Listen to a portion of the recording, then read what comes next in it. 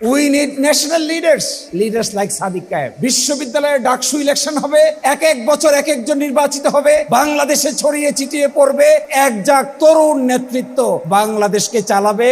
That is our dream.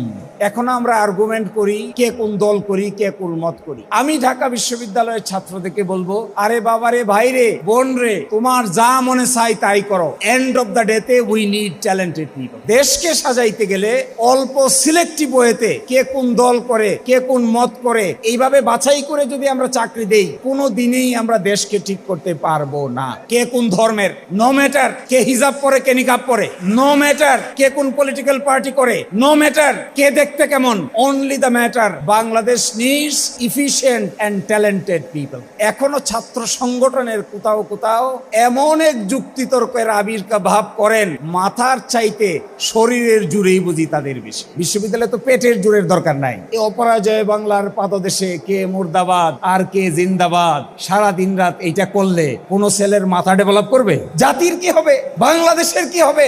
এইটা যদি বিশ্ববিদ্যালয়ের ছাত্ররা বুঝতে না পারেন, এখনো আমরা খুঁজি কে মুর্দাবাদ আর কে জিন্দাবাদ, ওই হলের গেস্ট রুমে রেখে কাকে জবরদস্তি করে মিছিলে নিয়ে যাব, এই চিন্তা যদি মাথায় থাকে, বর্তমান যুগে এই ধরনের রাজনীতি পরিপূর্ণভাবে অচল।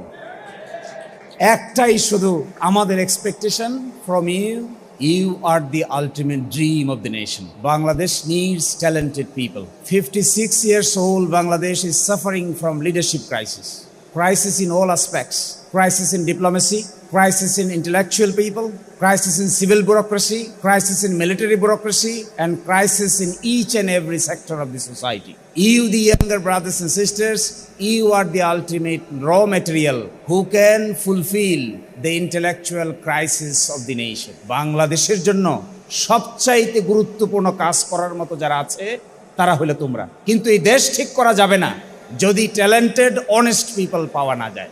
এই দেশের সামনে সবচাইতে বড় প্রবলেম হলো যারা ট্যালেন্টেড তাদের একটা বড় অংশ করাপ্ট।